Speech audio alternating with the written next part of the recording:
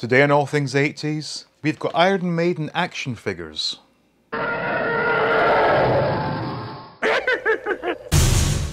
Welcome back to All Things 80s. Now, Iron Maiden and action figures are a marriage made in heaven. And my only question is, where were these back in 1985? Because as a kid who loved Iron Maiden, I would have been all over these figures. But here we are, 2020, and Super7 have given us so far 2 waves of Iron Maiden figures. So I have all the figures to look at and do a quick review. So without further ado, let's go ahead and check out these Iron Maiden action figures. Okay, so here we are with the first wave of Iron Maiden figures from Super7. Now, first up, we have Killers. Now, what I'm going to say is, first of all, the packaging of these is fantastic. The artwork looks superb. The back just has the 4 figures that came out in this first wave. What I find interesting though is the age restriction on these figures for ages 14 and up. I'm not really sure what that's all about, because in terms of small choking hazards, these are no different to your average Star Wars figure. I'm assuming it's because they are scary, but even then, 14 and up is quite a ridiculous age bracket. It does say adult collectible, not a toy. Now, I am keeping these mint on card, but don't worry, I do have one loose figure to do the review for in this video, so we'll get to that at the end. So, Killers, second Iron Maiden album, great cover, which is represented here, and the figure does look pretty damn good. It's got his little axe there, although you can't see it in the picture here. But overall, this figure is about as good as you can expect for a zombie wearing a t-shirt and jeans and like some Chuck Taylors there, along with the aforementioned axe. This looks great. Next up, the Trooper. Again, another iconic Iron Maiden image. This one comes with 2 accessories. He has his sword and his Union Jack flag. The detailing really is fantastic. For a 3 3/4 inch figure, it's packed with detail, and the painting also is really a great job they've done. Again, the back is the exact same. There's no story about the trooper or the charge of the Light Brigade, but that doesn't really matter. Choking hazard may contain small parts, but again, 14 and up, very strange. The Trooper. Next up, Aces High. This is an interesting figure because we never actually got to see what Eddie was wearing. So this is an assumed costume. I mean, it's probably accurate for the time period. Again, really good detail. Has a little, looks like a revolver. It's hard to tell. But it's funny how obviously this is the image that we've known for decades for Aces High. And the head sculpt has his mouth in that same sort of grimace, so it's quite amusing. But this is, again, fantastic figure. And finally, a strange one in my opinion. They've put together a figure that was never actually, or Eddie never appeared in this form as such. We only ever saw the Power Slave Eddie on the, you know, the side of the tomb type thing.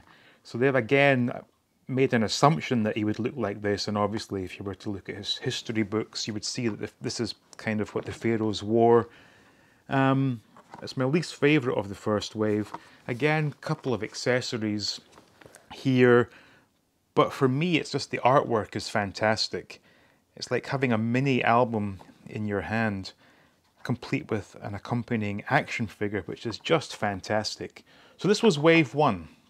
So here we have wave 2, and I have to assume they were kind of testing the waters with wave 1, as wave 1 only contained the 4 figures. Wave 2 has 7 in total. Now, starting with one that's really interesting in my opinion, which is for Twilight Zone, which in the UK was a single that did not appear on the Killers album. However, I believe it was on side 2 of the Killers album on the North American release. Now this is a great looking figure because On the cover of the Twilight Zone single, Eddie appeared as an apparition in a mirror. So they've given us what they call spectral Eddie. So it's like a translucent casting. It's fantastic, it really is. Pretty much a generic Eddie, but it looks fantastic. And what's interesting is this sculpt has in fact been used before, because this is the exact sculpt that was used for the Killer's Eddie, and we'll see it again as we get down the line here. But this one, this might be my favourite from the entire line just because of its cool translucent casting. Twilight Zone. Now this one, Number of the Beast, and this in fact is not Eddie, it's Satan himself as appearing on the album cover for Number of the Beast. It's really hard to sort of cast a good evil looking Satan, and I guess to be fair, the one that was used on the album cover is slightly goofy and sort of cartoonish, but this figure of Satan is not in the least bit scary. Does look a bit silly.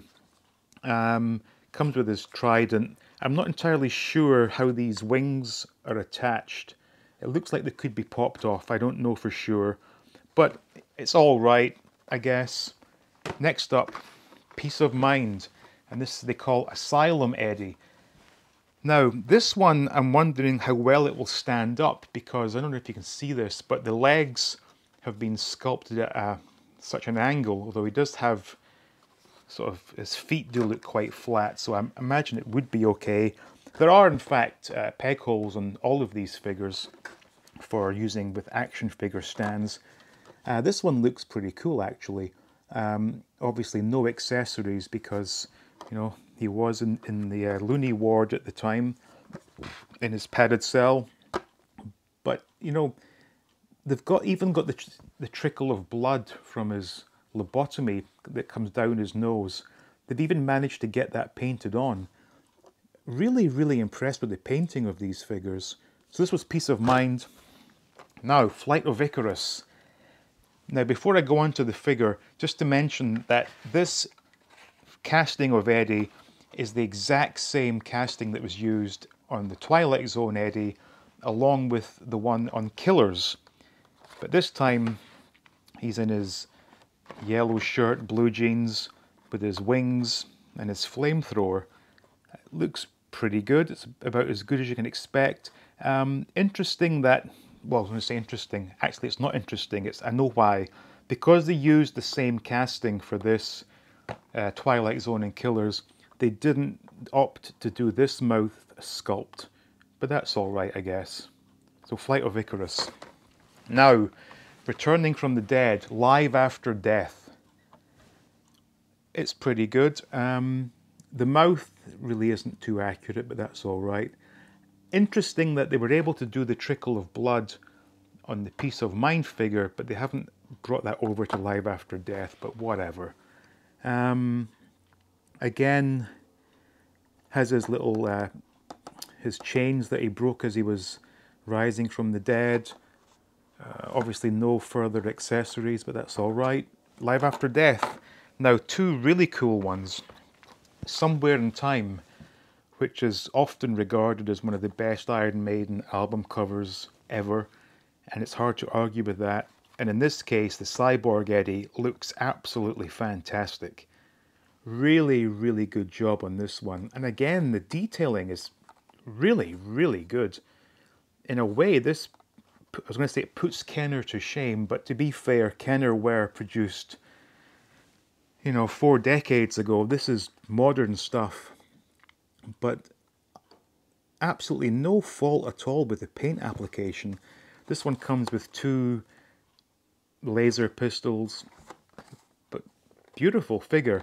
Now this last one, Stranger in a Strange Land, if I didn't know better, I would say they've copied this overcoat. It looks to me to be identical to Han Solo's Endor trench coat that Kenner gave us. Even down to the lapels, it looks pretty much identical. Even, well, the fabric here looks like a suede type fabric, but even has a cigarette in his mouth. with the glowing ember on the end. Got his nice hat. Couple of handguns again. Beautiful looking figure. Not quite the exact same, I don't think, or maybe it is the same as Somewhere in Time Eddie. They've just done a different application on the chest piece. Actually, no. This part, there's more detailing on this golden chest piece than there is on this one. So these are not actually the same. Interesting. But this is wave 2, and we'll take a look at the exclusive blind packaged figure that I have. Now, finally, they also gave us a range of variants, but unfortunately, those could only be purchased by way of blind box packaging, which is something I'm very much against. Now, there was the Aces High with different uniform, Power Slave in a completely different plastic. There's also a Mystery Aces High and a Mystery Power Slave. I think this Mystery Aces High is a blood splatter. The Mystery Power Slave is cast, I think, in a dark plastic. Now, they have one called Killers, but we'll get to that in a second. This is the Trooper with blood splatter. There's another Killers, I'm not entirely sure what that one is, and I believe this other Trooper is a glow-in-the-dark with blood splatter Trooper. Now, I was able to get this one off eBay. I knew what I was getting. Now, I mentioned here Killers. Now, this to me is completely inaccurate because it's coming with a sword. And I believe, given the color scheme and the sword, this is in fact the Made in Japan Eddie. So I'm going to take a look at this, and we'll use this figure as the basis for basically reviewing the entire line. So as I said, this despicable practice of blind boxing, or what they call it, blind series.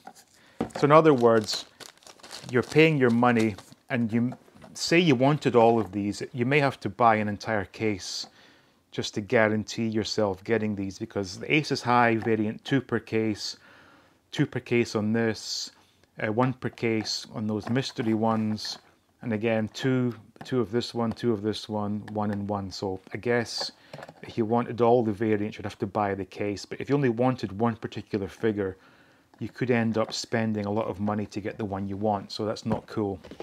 Now this one, as I said, this is not Killer, this is Made in Japan. Now, the sword is reasonably okay actually. It's not too flimsy, but it's not, I mean, it's not super strong, but it's all right. The figure it's got a good solid feel to it. 5 points of articulation, which I absolutely love. I just cannot fault the paint application. It's absolutely fantastic. No overpaint, no missed points. The joints are super stiff. It feels like a classic Kenner Star Wars figure. Now I'm trying to see how best to put this sword into his hand, if indeed it will go. Let's see.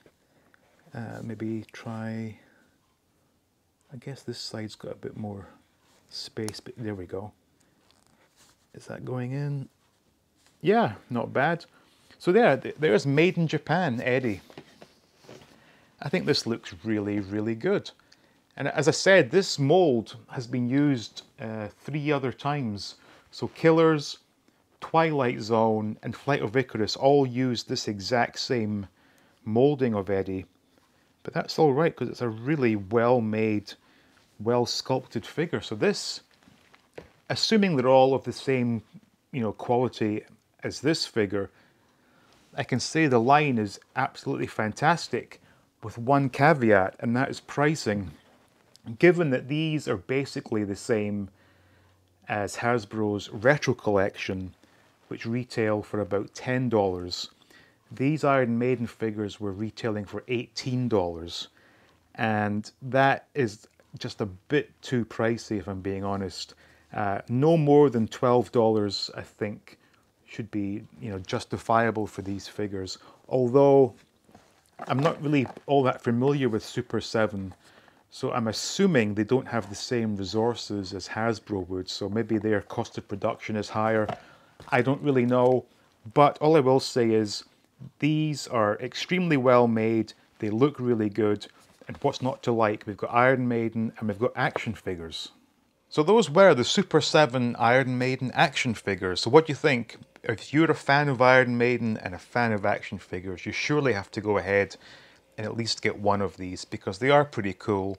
And on the one figure that I do have loose, it's a pretty well made figure. So all in all, a pretty good package, if not a little bit on the pricey side, but it is what it is. So thank you all for watching. Special thanks to the Patreons. Please like the video, please subscribe, and as always, stay tuned for more videos from All Things 80s.